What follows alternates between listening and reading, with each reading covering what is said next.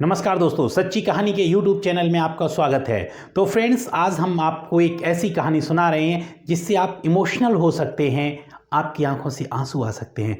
तो फ्रेंड्स, दिल थाम के रखना और कहानी को सुनिए ज़रा। हाँ, कहानी को सुनाते टाइम पे मेरा गला भी रुन सकता है। एक्चुअली होता क्या है कि जब किसी एक घर में एक बच्चे का जन्म होता है, जब बच्चे का जन्म होता है, घर में बच्चे की किलकारियाँ आती हैं, सारा घर एक प्रफुल्लित होने लगता है। तमाम तरह के घर के अंदर, जिस घर में वो आता है, माता पिता के अलावा दादी बाबा सारे लोगों के अंदर एक उल्लास होता है, एक खुशी होती है। लेकिन दोस्तों, कई बार वक्त को कुछ और मंजूर होता है। कुछ इसी तरह का था। और हाँ, माँ बाप सोचने लगते हैं कि आज हमारे घर में जो बच्चा पैदा हुआ है, कल को हमारी बुढ़ापे की लकड़ी बनेगा। इस तरह का वो विचार बना लेते हैं, इस तरह का माइंडसेट कर लेते हैं। लेकिन कई बार इन लोगों के नसीब में कुछ और लिखा होता है। हम सनातन धर्म में ऐसा भी मानते हैं, कहते हैं कि कई बार जो हमारे साथ हो रहा है उसका रिलेशन हमारी प्रीवियस बर्थ से भी होता है, ऐसा मानते हैं, ऐसा हमारा विश्वास भी है। तो चलिए कहानी की जरा शुरुआत करते हैं। राणा दंपति के यहाँ आज से 32 साल पहले एक बच्चे का जन्म होता है। बच्चा बड़ा मेधावी था।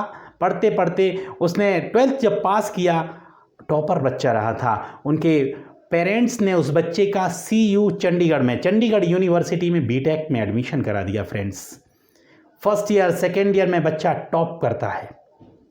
फाइनल ईयर आता है। फाइनल ईयर का जब वो बच्चा स्टडी कर रहा था, परस्यूइंग कर रहा था अपना उस बीटेक प्रोग्राम को, उसी में जब एक ऐसी सुबह होती है, रक्षाबंधन का दिन था, वो लड़का अपनी बहन से टेलीफोन पे बात कर रहा था।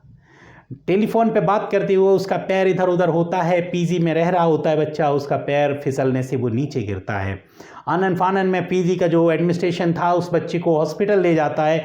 हॉस्पिटल में वहाँ से दूसरे में स्विच किया जाता है, रेफ़र किया जाता है, ट्रीटमेंट होता है। बच्चे का जो बॉडी था वो हरकत करना बंद कर देता है। तो बच्चों का जब हरकत करना ये बंद कर देता है, पता लगता है बच्चा कोमा में पहुंच गया, डीप कोमा में पहुंच गया। जिस राणा दंपति ने बड़े उत्साह उल्लास और एक बड़े ऑब्जेक्टिव के साथ बच्चे को भेजा था, आज उनका वो ऑब्जेक्टिव था वो कहीं ना कहीं बर्बाद हो गया, नष्ट हो गया। होता क्या है, उस बच्चे का नाम हरीश होता है। हरीश बीटेक करते हुए फाइनल ईयर में जब उसके साथ ये हादसा हो जाता है, आगे की वो ज़िंदगी हॉस्पिटल में गुजरने लगती है। तो जब हॉस्पिटल में ज़िंदगी गुजरने लगती है, कुछ दिन इलाज चलता है, उसके बाद ऐसा लगता है, डॉक्टर ये बता देते हैं कि ये बच्चा अब कोमा में रहेगा। इसका कोई पता नहीं है कि कोमा से वापस कब आएगा, ये होश में कब आएगा, कुछ कहा नहीं जा सकता है।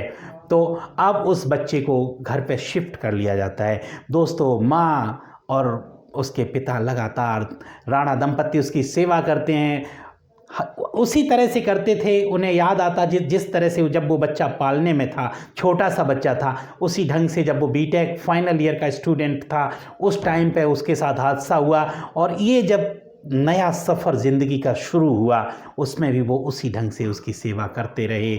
हर रोज़ उसका उसी तरह से नर्सिंग करते थे, उस बच्चे की उसे फीडिंग भी कराते थे, जो डॉक्टर ने जिस तरह से गाइडलाइन दे रखी थी। उसके बाद स्थितियां भी बिगड़ती हैं, तो बच्चे को वेंटिलेटर पर शिफ्ट कर दिया जाता है। जीवन रक्षक प्रणाली पे उसका जीवन आगे को चलने लगता है। और उसमें आशा उम्मीद सिर्फ एक ये थी कि हाँ, किसी भी दिन ये होश में आ सकता है। लेकिन जैसे जैसे वक्त आगे बढ़ता चला गया, 1 दिन, 4 दिन, 6 दिन, महीने, साल भर गुजरते चले गए, लेकिन बच्चा जो था वो होश में आता हुआ नहीं दिख रहा था।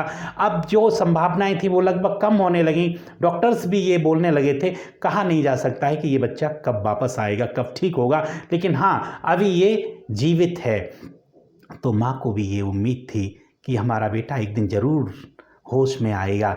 उसकी माँ ने एक अपना रूटीन बना लिया था, उसकी टाइम पास का एक साधन वही बन गया था, उसका बेटा ही उसी के इर्द गिर्द हर वक्त रहती थी। एक शाये की तरह वो माँ अपने बच्चे की उस चारपाई पे, जिस वेंटिलेटर पे वो रहता था, उसी पे रहती थी।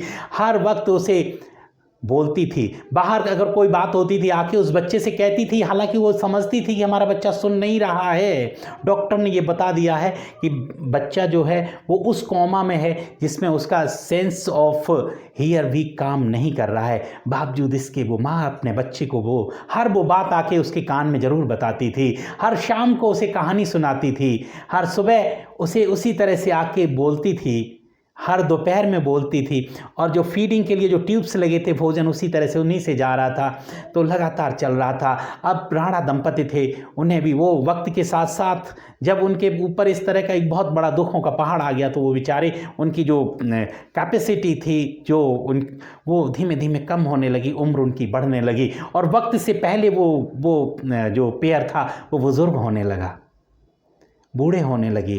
राणा दंपति को काम ये अपने बेटे की सेवा करते लंबा टाइम हो चला था। आप समझ सकते हो कि 13 साल का एक बहुत बड़ा पीरियड होता है। तो उन्होंने इसके बाद जब एक लंबा टाइम रहने के बाद डॉक्टर्स ने ये जवाब दे दिया था कि अब इसके बचने की या अब इसके वापस कोमा से बाहर आने की संभावना 0% है। तो उन्होंने राणा दंपति ने हाई कोर्ट में एक अपील करी, ये बोला कि हमारे बेटे को इच्छा मृत्यु दे दी जाए। आर्टिकल 25 राइट टू लाइफ जो है उसी के अकॉर्डिंग उन्होंने बताया, रिट जो थी वो फाइल करी उनके वकील ने, लेकिन कोर्ट ने उसे रिजेक्ट कर दिया, उस पर सुनवाई नहीं हुई। तो उन्होंने मूव कर लिया सुप्रीम कोर्ट के लिए।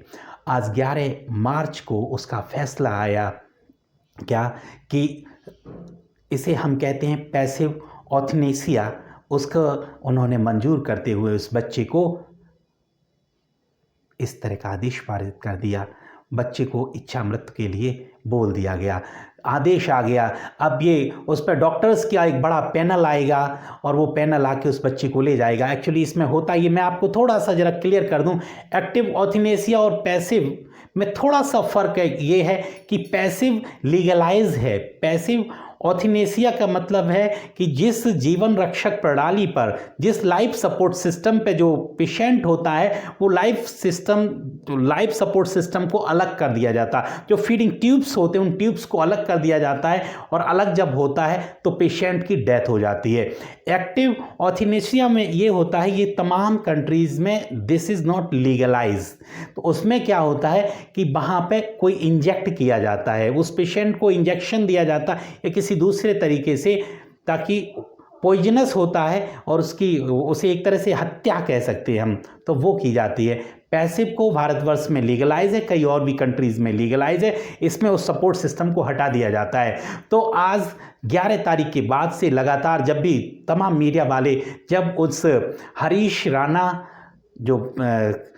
जिसे इस कोर्ट ने ये इच्छा मृत्यु के लिए एक्चुअली आदेश दिया गया है, तो जब उनके माता पिता अशोक राणा और निर्मला राणा उनकी माँ हैं, उनसे जब मीडिया वाले पहुँचते हैं तो जब भी उनका दरवाज़ा नॉक करते हैं तो उसकी माँ की पहली बात यही होती है कि मुझे ऐसा लगता है कहीं डॉक्टर तो नहीं आ गए हैं, डॉक्टर्स का तो पैनल नहीं आया है, हमारे बेटे को ले जाएंगे, उस सफ़र पे ले जाएंगे, शायद वो अंतिम सफ़र है, मुझे मालूम है वो वापस कभी नहीं आएगा, लेकिन हम अब उसके बाद रह कैसे पाएंगे, किस तरह से हम रहेंगे। 13 साल से हम उस बच्चे के लिए अपना एक एक पल, एक एक लम्हा निकाल रहे थे, इसके बाद की मेरी ज़िंदगी बड़ी मुश्किल हो जाएगी, लेकिन हम अपने बच्चे को अब उस ईश्वर के यहाँ पे भेज रहे हैं, लेकिन हम अब उसके लिए शब्दों में बयान नहीं कर पा रहे हैं हम कर पाएंगे और हमारे बाद अब उस बच्चे के बाद हमारे घर में कैसा माहौल हो जाएगा, हम कैसे होंगे। ये सब कुछ बोलते बोलते हर बार उनकी आंखों से आंसू आने लगते,